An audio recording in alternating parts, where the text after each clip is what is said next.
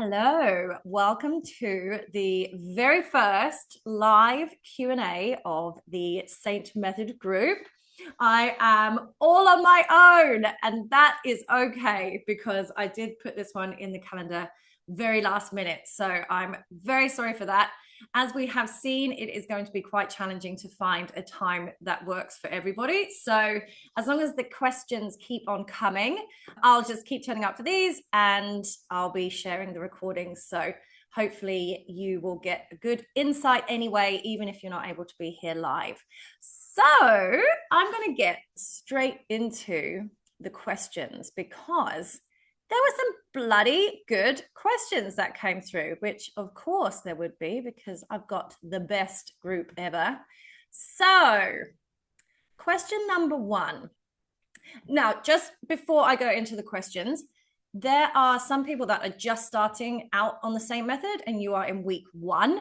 So some of the information that we're going to cover with some of these questions are from people that have been on the same method for a little while. So some of this stuff we will be coming to in more detail. So if it's a bit over your head at the moment, that's okay. There is still a lot more information to come. So keep watching your videos that come through every day. I've done it like that on purpose, just so it's not super overwhelming at the beginning, because in my past experience, when it has just been far too much at the beginning, it just becomes harder to stick to. So we're just going to walk our way through this. So if some of this stuff at the moment seems a bit, what the hell are they talking about? Don't worry, it's going to make sense. So question number one. What ingredients should I look to avoid when it comes to protein shakes? And why are some cheap and some more expensive? So why are some t-shirts more expensive than others? Marketing plays a big part in this. Some brands will prefer to market themselves as a more premium product, and then they will charge more money for that. And other brands will, I guess, market themselves as a more no frills, it is what it is, and appeal more to the masses. So marketing does play a big role in this. I guess the thing with the supplement industry, and it's not just protein, it's all other supplements as well. It is a huge industry and it's kind of a bit unregulated. I mean, in the Western world, we do have food standards and things like that companies have to abide by. But in terms of actually having what it says in the product, I guess we just don't know. So if rather than looking for things to avoid, I would more look at brands that adopt third-party testing, which means they get an independent company to test their products to show that they actually do have what they say they have in them. A recent example, this happened in the UK. They have had a bit of a craze with creatine gummies. And I think an independent party went in and tested a load of creatine gummies, and some of them had no creatine in them. You know, I guess in this market, anything goes. So if it says it's got 26 grams of protein, you want to assume it has 26 grams of protein. So if you go for a brand that does use third-party testing, they should be quite open about this. They should be quite clear about this, even if not on the package, on their website. Then at least you know that they are standing by what they are saying is in their products. One thing to note with protein powders, obviously there are lots of different options. My 100% recommendation, if you are not lactose intolerant, is to go for whey protein. And whey protein, this is because it's a 100% bioavailable protein. It is the gold standard for providing all of the amino acids that we need to get from our protein. So look to check, is this whey protein? If you are someone that is not lactose intolerant, but sensitive to dairy, then there is a more expensive version of whey, which is whey isolate. So whey isolate means that it's just gone through another level of processing, essentially, which makes it a bit easier to digest. So if you are somebody that does, people often talk about getting really gassy with protein. So if you are a person that gets a bit gassy, then it might be worth trying the whey protein isolate version, which is a bit more expensive. If you are lactose intolerant, or if you are plant-based vegan, Obviously, you will have seen if you've gone shopping for protein powders, there are so many different options. Soy protein is the one that will have, again, that full range of amino acids in the same way that the whey protein does. So it makes it a lot more bioavailable. It gives us what we need for what we're trying to achieve. There are other things like hemp protein and pea protein, but these are incomplete protein sources, which means they don't have all of the amino acids that you need to get the stimulus, I guess, that we're looking for. So often you need to combine these with other things in order to get that full protein profile. So if you can, go whey. If whey makes you fart, try whey isolate. And if you must go plant-based, soy. One other thing to note with what to avoid, it's not so much what to avoid, but it's just, is it really necessary? Some protein powders will add other things like L-glutamine, which is something, and if you take it, I've had it before, it makes you all tingly, makes you feel a bit weird, in my opinion. So stuff like that you just don't need, and it adds stuff, and it sounds really bro-y and cool, but you just don't really need it. So it's not so much that you need to avoid it, but it's just pointless, and they'll probably charge you more money to have that added in. So yeah, hopefully that answers that question. I do tend to go off on a little tangent sometimes. Question number 2. What is the best one cardio activity or machine for weight loss in the gym? Okay, this is a really interesting question. And actually, it's something that comes up a lot because people want that one thing. What is the one thing that I must do that's going to change everything? And the reality is there is no one thing. So in the gym, the best cardio machine that you can do is one that you don't fucking hate. So if you hate that Stairmaster, and then I program you and say, right, you must do 20 minutes of Stairmaster at the end of your session because that is the one best thing, maybe you would do it for a few days, but ultimately you hate it. And at some stage, you're just going to not do it. So doing something is better than doing nothing. And it's finding that thing that you enjoy. I personally don't like running on a treadmill. I don't actually like running anywhere, to be honest. So I'm not going to choose running on a treadmill as my cardio activity of choice. To be fair, I was going to say I would choose biking for myself, but I don't love biking either. But that is the one that I choose for myself. And I actually go to a class to make myself do it because I don't have that motivation because I don't enjoy it. So the one best thing is basically the best for you, because not everyone will love everything. If you like the rower, cool. If you like the skier, cool. It's just about getting your heart rate up in a way that you just don't hate. Also, just a little caveat, just in terms of zooming out a little bit, for fat loss in general, and for the people that are just starting the Saint method, this is all coming up next week.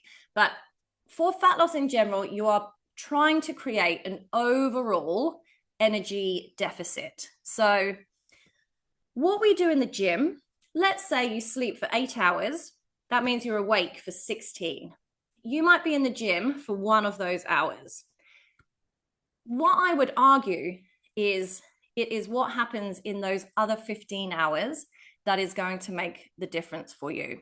What happens in that 1 hour, which might not be every day, 3 times a week, is not going to be the thing that moves the needle when it comes to fat loss. So I would encourage you to think more outside of that gym hour. I want you in the gym because I want you lifting weights for all of the reasons that we have talked about already on the Saint method. But that is not where you're going to create your big energy deficit. Where you're going to create your energy deficit is, of course, through the nutrition, but it's also all of the other stuff. And someone has asked a question, which actually maybe I'll come into now, which is, how do I increase my step count? Can I have some tips to get up my step count? So steps is something that we measure, but really it's just a crude measurement of movement. So obviously in the gym, we move, we expend energy, awesome. But then what do we do for the rest of that time? Our society has become very, very sedentary. We've basically engineered our whole lives so that we actually don't need to do any movement anymore.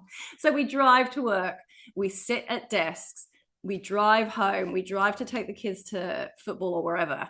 We drive back. We have drive-through restaurants, so you don't even have to get out of your car to go and order food. There's e-scooter things everywhere, so now you don't even need to walk anywhere. So that our whole lives, we've invented moving stairs. Our whole lives have just been made so that we do as little movement as possible. So how do we increase the amount of steps / movement that we're doing? That is where we're going to move the needle when it comes to fat loss. So I guess we want to be looking at our day, because again, this has to be individual. I can say, oh, set your alarm and get up from your desk every hour and go for a 10-minute walk, which is cool. But some people might not be able to do that. We've got people in this group that are surgeons. You can't just say, hold that thought, I'm just going to go for a 10-minute walk. So, this has to be super relevant to you and your lifestyle. But basically, I would encourage you to think of, is there a way that I can do this differently outside of the norm? Don't take the lift, for example, if you can walk up the stairs. Don't stand on the escalator if you can walk up it. And I know not everyone's confident enough to walk up an escalator, but if you are, walk up the escalator. They're just moving stairs. If you get public transport, is it feasible that you can get off a little bit earlier, or that you can walk to the next bus stop instead to try and get your steps up? If you drive, there seems to be this thing at the supermarket where people will fight to get the car parks as close to the door as possible. And, we've got trolleys, so it's not like you need to carry all of your bags out of the supermarket all the way across. But do you have the time to park right on the other side of the car park? So then you have to walk to the front entrance and then walk back again. It's those little things, but they add up over the course of the day, the week, the month. And it's those little habits that will get you consistently to your goal, not just focusing on that one cardio machine in the gym. I've got a little smartwatch that will tell me off if I've been inactive for too long. So if you are someone that does kind of sit at a desk and get real into the zone, and then you're like, oh shit, it's 4 hours later, having a little reminder on your wrist to make you get up could be a good option as well. So yeah, whenever you find yourself sitting down, ask yourself, is there something that I can be doing instead? Or is there another way to do this? Can I walk to the shops instead of do that 2-minute drive? It's relevant to your lifestyle, but hopefully those are a few little tips there. And that, like I said, is the stuff that's going to move the needle more towards the fat loss separately, because that's the stuff that we're doing for 15 hours of our day versus that 1 hour that we have in the gym. I'm going to keep talking because I've got a few more questions. This is a really good one, and I feel like this is one that we can all relate to. So I have a massive sweet tooth, and I like something in the evenings after dinner. What's the best option? Incorporate this into my calorie intake, or try and go cold turkey and break the habit? Okay, so if you have been following me for a little while, or have been working with me for a little while, you will know that I don't like to demonize any foods, really, apart from maybe soft drinks. Anyway, so my approach would always be, in order to have a very successful and sustainable fat loss journey, we need to make it as close to your lifestyle as possible. If you are a person that enjoys a sweet treat after dinner in the evenings, then it's probably something that you want to be trying to incorporate into your life rather than full on cut it out. If you are eating these more treat foods in place of a nourishing, fueling meal, then that's not the point. The point of these treat foods is to have on top of your protein, your nutrients, your whole foods, the things that are going to give us energy and make us feel amazing. full-on restriction from something that you love and enjoy often just then goes on to lead into major overindulgence. And that's why a lot of people get stuck into these kind of dieting cycles, these kind of yo-yo cycles, because you go all in and you cut everything that you love out and you get results and it's awesome and it lasts for 2 weeks. And then you're like, fuck, this is miserable. Give me a box of chocolates. I don't know. But then you overindulge and then it's like you can't get enough of it. Whereas if you don't restrict yourself, if you factor it in, and one of the options that you said there was, can I factor it into my calorie intake? 100% yes. Please do factor this stuff in, because often if it is cut out completely, all you want to do is eat it. And then that starts the cycle again. So incorporate it into your calorie deficit if you are on a fat loss journey. What I will say here though, and this is just realistic, the treat foods tend to be more calorie dense, which means that for not as much food, you have quite a lot of calories. So bearing it in mind, it might mean reducing portion sizes of said thing, or it might mean cutting something else out, or it might be just accepting that whenever you have chosen to have this treat food, you might not be in a big calorie deficit for that day. As long as you are fine with that, that's okay. Could it be that it's something that rather than you have every single night, it's something that you have once a week or twice a week? Is it something that you can reduce down and add in little bits? It would really depend on the context. But if you can make it fit into your calories, 100%, as long as it is not at the, it doesn't mean that you're cutting out any protein or you're missing out on all of your micronutrients and all of the good stuff, then absolutely include it in. And then you've gone on to say, is there such a thing as a satisfying, sweet, healthy treat, brownie, dark chocolate thing, etc.? So I'm going to have to throw that one out to the group. If anybody has found something that is really sweet and satisfying but healthy, which I'm saying in inverted commas because no food is good or bad, it's just nutritious or less nutritious. Personally, for me, I love like a creamy mouth feel, which sounds odd. So this is quite nutritious also and low calorie, and it works for me. I love a thick yogurt bowl. So just like plain yogurt with maybe some berries, some chopped nuts, a bit of maple syrup over the top, and just that has to be a thick, gloopy yogurt. And for me, that is satisfying because I just love that mouthfeel. And, you know, I'm a bit obsessed with Whittaker's chocolate, but I have that as my treat. So it's not something that I would have every day. I would have it as a treat, maybe every now and then. But yeah, answers on a postcard, please, to the group. If you have anything that you highly recommend that is very sweet and satisfying and yummy, preferably dark chocolatey, then put it in our little group and we can share some love there. All right, 2 more questions. So, calorie banking for a big event or night out. Tips on how to do this without starving yourself for days beforehand.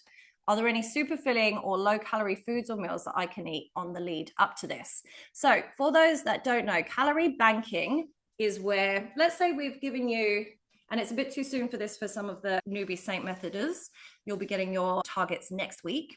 But if you have your calorie targets, if you zoom that out and look at what that is over the course of a week, if you know that you've got a big event coming up on Saturday, for example, you might say, okay, this is the number of calories I have for this week.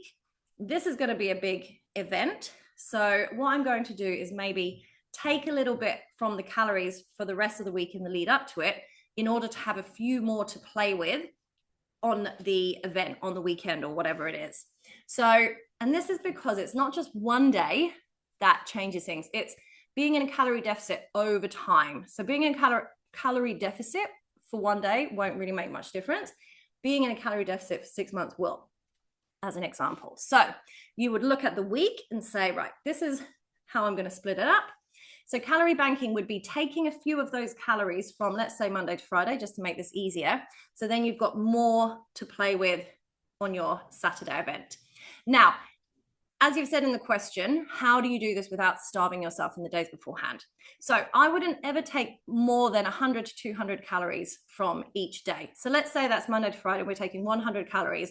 That gives you 500 calories to play with in the event, plus what you would have from that day anyway. So you don't need to severely restrict yourself in the days leading up to the event, but no 100 to 200 calories, which isn't a lot.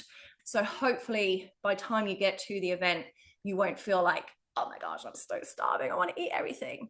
On the day of the event, if you're a person that has a snack as part of your meal routine, perhaps you might omit the snack, knowing that your evening is going to be big. Another way to give yourself more calories, and I don't like the concept of exercising to earn calories, I don't like that, but the reality is if you were to do an extra cardio workout on that day, you would expend more calories than you would normally. So you would have a few more to play with as well. And my top tip would be don't go hungry. If you starve yourself on the day of the event and you go there, you are way more likely to go crazy and overconsume. Whereas if you have had your good breakfast, had your good lunch, maybe you've missed your snack, and you go there as a regular person, not a hungry, desperate person, then you might actually be able to exert a bit more control when you are at this event. If it's something that has, like a restaurant where it has a sit-down menu, you could always have a look at the menu beforehand so you can kind of get an idea of what you might choose. You might be able to kind of have a look at the calories and say, okay, yep, this gives me an idea of what I could have, and almost kind of have a semi-plan for yourself. So then you can set yourself some boundaries. Really, I think what this question is talking about is alcohol. Making smarter drink choices when you're at the event. So for example, instead of having whiskey and full fat Coke, you might have whiskey and Coke Zero, or whiskey and Diet Coke, or whiskey and water, to reduce the calories.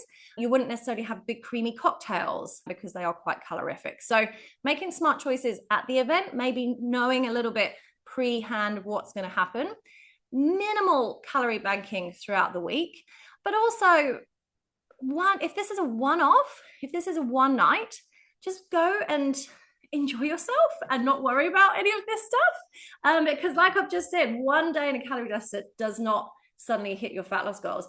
Likewise, one day out of your deficit isn't going to have a huge impact either. If you have a bit of a blowout, the main thing is that you just get back on track afterwards, as soon as you can afterwards. Often what happens is people will have a blowout and they'll be like, right, I have ruined it now, so I might as well just keep going. And that's where the problem lies, not in the actual event, but in the repeated actions afterwards. So if it's a one-off, just go and have a lovely time, make some smart choices, don't get wasted because it's hard to make smart choices when you're wasted, but just write it off, that's fine. Draw a line, move on the next day. If this is something that happens quite regularly, and for some people they do have to socialize quite a lot, then that's where we start looking at the calorie banking and other little strategies that you can employ. You also asked about any super filling, low calorie foods or meals I can eat in the lead up to this. So looking at your high volume but low calorie foods, and I think there is a little cheat sheet in the Saint Method document. So we're talking about salads, stir fries, obviously keeping protein as your star of the dish, but then filling up with those high volume but low calorie foods. So big bloody salads, big bloody stir fries, because the veggies in the salad are not very high in calories. So you can eat a lot of them. You feel full, you feel satisfied. You're looking at a really yummy, nice big plate of food, but the calories are quite low. So that's where you would employ those types of foods in this exact scenario. So last question, how do I add extra protein in when I'm just not hungry? Okay, so there is going to be loads coming up around protein, my favorite thing to talk about. And you will see from when it all comes out, protein is so important. So it is really worth focusing in on this. And what this might mean is actually changing up your eating structure a bit so that we kind of move more to I guess a traditional meat and two veg style. We kind of moved away a bit from that. And I guess, again, society shifts and does certain things, but it might be now that we need to switch, I guess, how you approach food. So what I always love to say is protein is the star of the dish. Whatever you're eating, breakfast, lunch, dinner, or snack, it has to revolve around protein as the start. What's my protein? And then I build the rest of the dish around it. If you're a meat eater, lunches and dinners are really easy because you make sure that you are eating something that contains protein. And my random tip for people is how to eat more protein. Eat more of the protein that you are already eating. So for example, if you're eating 100 grams of non-cooked chicken breast, can you cook 130 grams? Little bits extra, but actually that does significantly increase the amount of total protein you're eating. So eat more of the protein element. When it comes to tracking your calories, you might find that then you have to take calories from somewhere else.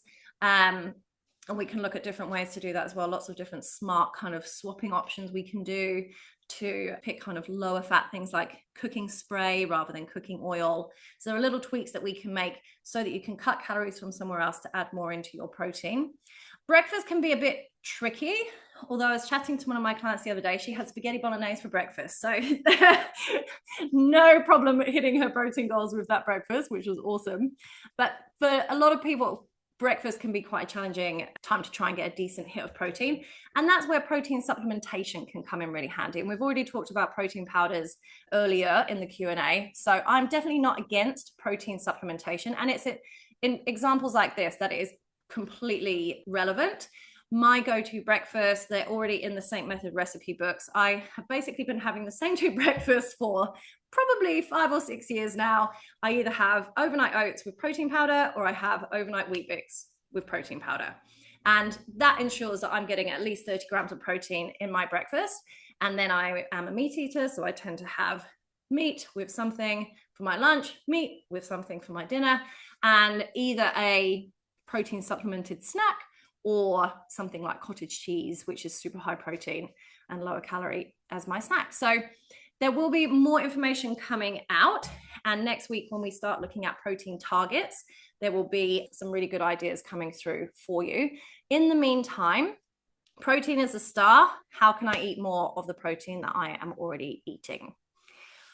I think that is all of the questions. So I'm going to leave it there. Do know that you can reach out to me at any time that you need to, so please do. And I will be doing another one of these next week. I'll be doing one of these every week. So this is on top of the weekly online self-check-in that you do as well. Hopefully this has been helpful, and hopefully I will see some of you next time. Okay, thank you for listening.